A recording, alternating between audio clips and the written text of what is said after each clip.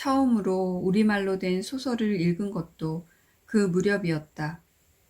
오빠 방에 있는 책 중 우리말로 된 소설에 처음으로 호기심이 생겼다. 내 또래들이 거의 한글을 모를 때였다. 급히 배우느라 야단들이었지만 나는 벌써부터 알고 있어서 그 무렵 쏟아져 나오는 벽보나 삐라를 자유롭게 읽을 수 있다는데 묘한 쾌감과 자부심을 느꼈다. 제 나라 글을 읽고 있다는 당연한 사실에 대한 자부심이 우리 문학에 대한 최초의 관심을 불러일으켰다. 제목에 이끌려 이광수의 사랑을 읽고 나서 같은 작가의 단종애사를 읽었다. 박화성의 백화도 읽고 최서해의 탈출기도 읽었다. 제목은 잊어버렸지만 강경애의 단편도 읽었다. 단종애사와 강경애의 단편에 가장 큰 충격을 받았다. 단종애사를 읽고는 잠을 못 잤고 강경애의 단편을 읽고는 정신적으로도 큰 충격을 받았지만 비위가 덧나 며칠 밥맛을 잃었다. 부스럼이 잔뜩 난 아이의 머리에다 약이라고 발라주는 게 쥐를 잡아 그 가죽을 벗겨 모자처럼 머리에다 씌워주는 거였다. 결국 나중에는 머리에서 온통 구더기가 들끓게 되는 얘기인데 나도 살갗을 대면 당장 된장이나 발라주는 환경에서 자랐건만도 징그럽고 끔찍해서 헛구역질이 올라왔다. 그때까지의 독서가 내가 발붙이고 사는 현실에서 붕 떠올라 공상의 세계에 몰입하는 재미였다면 새로운 독서 체험은 현실을 지긋지긋하도록 바라보게 하는 전혀 새로운 것이었다. 단종에 사는 소설이지만 나는 고스란히 사실로 받아들였고 우리 역사를 좀 더 깊이 개통적으로 알고 싶다는 관심의 단서가 되었다. 그 후 학교에서 정식으로 국사를 배우게 되었고 어른이 된 후에도 개인적인 취미로 저자에 따라 사관이 다른 몇 종류의 역사책에 접할 기회가 있었지만 그때그때 흥미본의로 잡다하게 취한 지식은 전혀 두서가 없어 꼭 정리를 안 하고 함부로 쳐넣은 서랍처럼 아무짝에도 쓸모없는 그야말로 잡식에 머물러 있다. 그나마도 세종대에서 세조 때까지를 가장 확실하게 알고 있는 것처럼 느끼곤 하는데 그런 착각은 순전히 단종회사에 근거하고 있지 않나 싶다. 감수성과 기억력이 함께 왕성할 때 입력된 것들이 개인의 정신사에 미치는 영향이 이렇듯 결정적이라는 걸 생각할 때 나의 그런 시기의 문화적 환경이 가정적으로나 사회적으로 너무도 척박했었다는 게 여간 억울하지가 않다. 그러나 한편 우리가 밑바닥 가난 속에서도 드물게 사랑과 이성이 조화된 환경을 유지할 수 있었던 것은 엄마 덕이었다고 깊이 감사하는 마음이 생긴 것은 강경애의 소설을 읽고 나서였다. 아침 저녁 차렵이불을 끌어당겨야 할 만큼 여름이 물러나고 나서 비로소 엄마하고 나는 개성을 뜰 수가 있었다. 여전히 개성에는 소련군이 주둔하고 있어서 개성역에는 서울 가는 기차가 없었다. 서울 가려면 봉동역에 가서 타야 한다는 사람도 있고 장단까지 가야 한다는 사람도 있었다. 다 풍문이었고 확실한 건 개성역엔 남쪽으로 가는 기차는 없다는 사실 하나뿐이었다. 봉동역까지는 20리였지만 장당역까지는 50리 길이었다. 당장 필요한 것만 해도 엄마도 나도 이고지고 해도 모자랄 판이었지만 몇십 리 길을 걸을 각오를 해야 했으니 욕심은 금물이었다. 다행히 우리 집을 산 사람이 식구가 단출해 우리 세간을 당분간 맡아주기로 했다. 봉동역까지 가려면 야다리를 건너야 했다. 고려가 전성을 누릴 때 멀리 아라비아 상인까지 교역을 하러 드나들어 낙타를 메어놓는 데서 그 이름이 유래됐다는 야다리는 개성 사람들에게 가장 친근한 달이었다. 개성서 자란 사람치고 야다리 밑에서 주워온 아이라는 놀림이나 꾸지람을 듣고 자라지 않은 이는 별반 없으리라.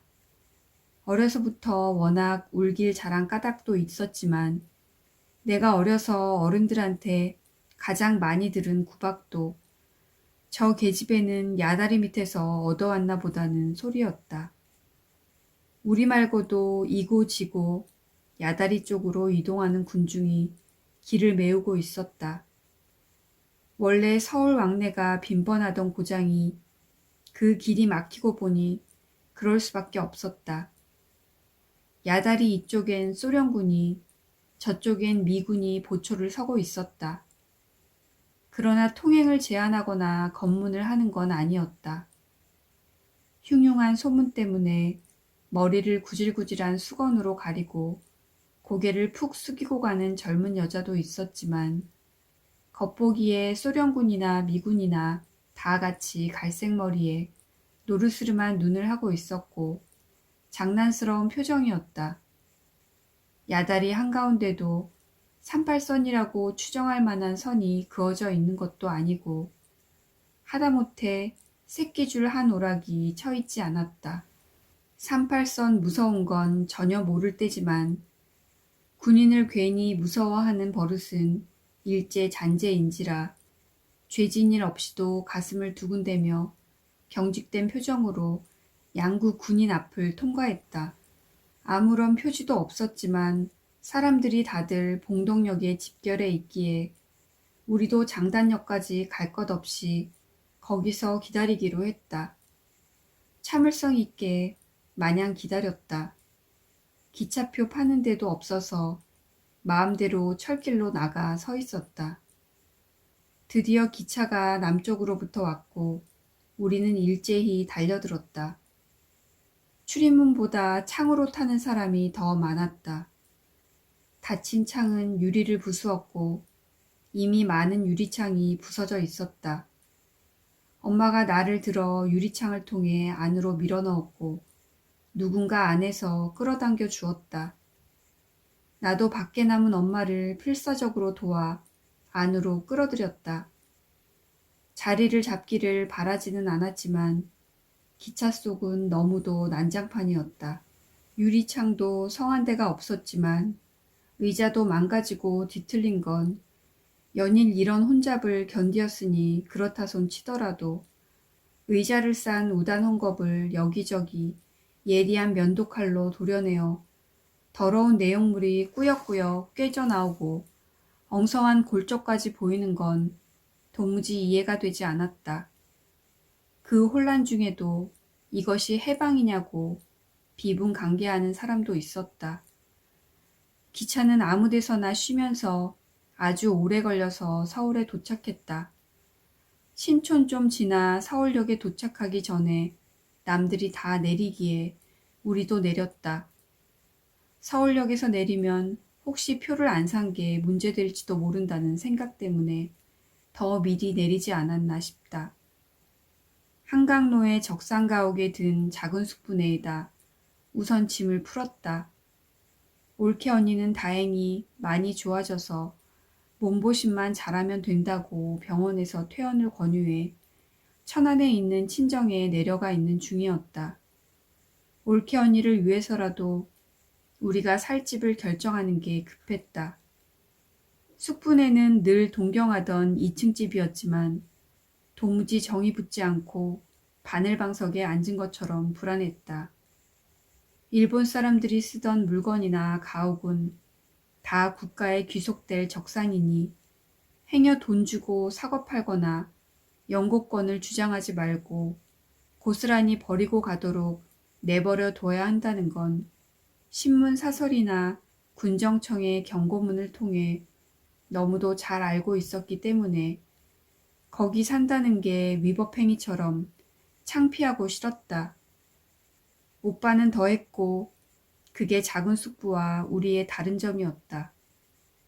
그러나 대부분의 적산가옥은 약삭 빠른 사람들이 다 차지해서 그로 인해 서울의 집값이 가장 쌀 때였다. 우리는 개성집 판돈에다 작은 숙부가 보태준 돈을 합해 당시에도 서울서 가장 집값이 비싸다는 광화문 근처 신문로에다 집을 샀다. 엄마가 그렇게도 소원하던 문 안 사람이 된 것이었다. 지대만 좋을 뿐 아니라 새로 지은 반들반들하고도 반듯한 고래등 같은 기와집이었다. 그때로서는 드물게 목욕탕까지 있는 집이었다.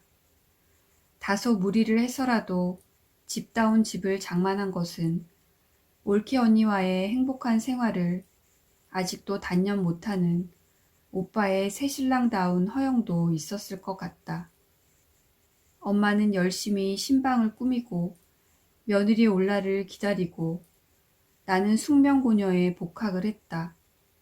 그냥 결석했다 출석한 것처럼 아무런 문제 없이 받아들여졌고 출석부에도 내 이름이 그냥 남아 있었다.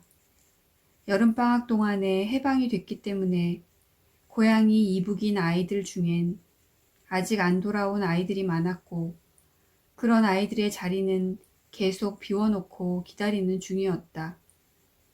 나는 그동안에 나에게 일어난 일의 부피와 세월의 부피를 착각하고 있었기 때문에 내가 겨우 한 학기 동안 결석하고 돌아왔다는 걸 믿을 수가 없었다. 달라진 건 아무것도 없었다.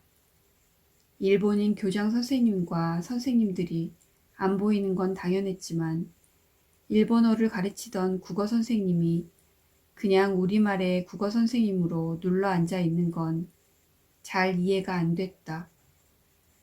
우리가 입학할 때 학제로는 중학교에 해당하는 기간을 고등학교라고 불렀는데 고등학교 2학년짜리가 각야 거겨부터 배우느라 법석이었다. 선생님들한테 야단을 맞아가면서도 어려운 의사소통은 을의 일본말이 튀어나왔고 교과서 외에 읽을 거리는 거의 일본의 소설류 아니면 일본말로 된 번역물이었다. 나도 신문로 집에서 처음으로 문학전집을 한 질 가질 수 있게 되었다. 일본 신조사에서 나온 38권짜리 세계문학 전집은 내가 갖기를 꿈꾸던 책이었다. 어느 날 오빠가 나를 위해 그걸 들여놔 주었는데 물론 일본 사람이 버리고 간 헌책이었다. 일본 사람들이 헐값으로 팔거나 버리고 간 책들이 일용 잡화와 함께 길거리 노점에 범람할 때였다. 아무리 책이 흔해졌다고 해도 그 문학전집이 내 것이 됐다는 것은 꿈만 같았다. 그러나 어디서부터 불어넣어진 생각인지 그 전집은 처음부터 끝까지 모조리 독파를 해야 된다는 사명감 같은 것을 가지고 있었기 때문에 상당히 부담스럽기도 했다. 쿠오바디스나 몽테크리스토 백작 같은 것은 깨가 쏟아지게 재미가 있었지만 신곡이나 파우스트는 그런 맹목적 사명감이 아니었더라면 도저히 못 읽겠는 난해한 것이었다. 그러나 그렇게 억지로 읽은 걸 결코 잘했다고 생각하지는 않는다. 무슨 뜻인지 이해도 못하고 하여튼 읽긴 읽었다고 생각했기 때문에 다시는 안 읽었고 누가 그런 걸 좋다고 하는 소리를 들으면 정말 알고 그럴까 열등감 반 의심 반으로 받아들이니 말이다. 세계문학 전집을 갖게 되고 나서 뒤미처 톨스토이 전집도 갖게 되었다. 역시 오빠가 헌책방에서 보고 사다 주었는데 갈색 표지의 장정이 하도 엄숙하여 도저히 읽어낼 것 같지 않은 인상부터 받았다. 그러나 안나 까레니나 전쟁과 평화, 부활 등 톨스토이의 중요한 장편들은 그 후 오랫동안에 걸쳐서이긴 하지만 여러 번 거듭해서 읽고 또 읽은 나에게 매우 중요한 문학이 되었다. 아무리 재미가 있어도 그렇고 어려워서 잘 이해가 안 돼도 그렇고 한 번 읽은 걸 또 읽는 성질이 아닌데 그것들만이 예외였던 것은 처음엔 어려워서 잘 이해가 안 되면서도 뭐가 있긴 있는 것 같아 또 읽다가 차츰 재미를 느끼게 되고 무엇보다도 성격 묘사의 묘미에 최초로 매료당했기 때문이라고 생각한다. 그리고 다시금 우울해진 집안 분위기도 집중적으로 독서를 할 수밖에 없는 환경적 요인이 되었다. 엄마와 오빠가 그렇게 정성을 다해 올케 언니를 맞을 준비를 했음에도 불구하고 올케가 신문로 집에서 새색시 흉내라도 내본 것은 한 달도 안 됐다. 올케 친정에선 그때까지도 세간을 보내오지 않았다. 엄마는 약간 남 부끄러워하는 마음이 있으면서도 드러내놓고 그런 눈치를 보이진 않았다. 불길한 것이긴 하지만 지피는 게 있어서 꾹 참고 있었는데 그러길 참 잘한 일이라고 엄마는 훗날 말하곤 했다. 올케의 친정에서는 우리보다 딸의 병세를 훨씬 더 심각하게 여기고 있었고 잘못됐을 경우 올케의 유물이 너무 많은 것도 안 좋다는 생각까지 했을지도 모른다. 올케는 다시 세브란스 병원에 입원을 했고 다시는 집에 돌아오지 못했다. 어느 날 새벽 통곡 소리에 깨어났다. 병원에서는 마음대로 울지 못하다가 대문간을 들어서자마자 통곡을 터뜨린 엄마와 올케의 친정어머니였다. 올케의 친정어머니는 실컷 울자리를 찾아 사돈집까지 따라온 것이었으니 그 통곡의 처절함은 말에 무엇하랴. 나도 대강은 예상하고 있었지만 마음이 이루 말할 수 없이 아팠다. 그 나이에 어떻게 죽을 수가 있을까? 내가 몸담은 사랑이 충만한 세계가 깊이 모를 나락으로 함몰돼 가는 듯한 공포를 맛보았다. 그들이 결혼한 지 1년도 안 된 해방된 지 이듬해 봄이었다. 그동안 오빠와 엄마는 눈물 겹도록 지극한 정성을 다했다. 우리 집안에서는 오빠의 건강을 생각해서 엄마한테 어쩌자고 두뇌회를 떼어놓지 않고 모자가 같이 엎드러져 그 유난을 떠느냐고 염려도 하고 비난도 하는 소리가 높았다. 그러면 엄마는 애저녁에 못 떼어놓고 이왕 우리 식구 된 거 내 자식에게 할 수 있는 것과 똑같이 해주고 싶다고 말하곤 했다. 올케도 눈을 감기 전에 그걸 엄마에게 깊이 감사하고 떠났다고 한다. 엄마의 그런 면은 나도 전혀 예상 못한 새로운 면이었고 엄마를 존경스럽고도 자랑스럽게 여길 수 있는 중요한 계기가 되었다. 그러나 한편 꽤 철난 후까지도 폐결핵을 동경하고 미화하는 버릇을 못 버린 것은 올케가 그런 유별난 사랑을 받았기 때문이 아닌가 싶다. 언제고 폐결핵을 앓는 남자와 열렬한 사랑을 해보고 싶은 게 내가 사춘기에 꿈꾼 사랑의 예감이었다.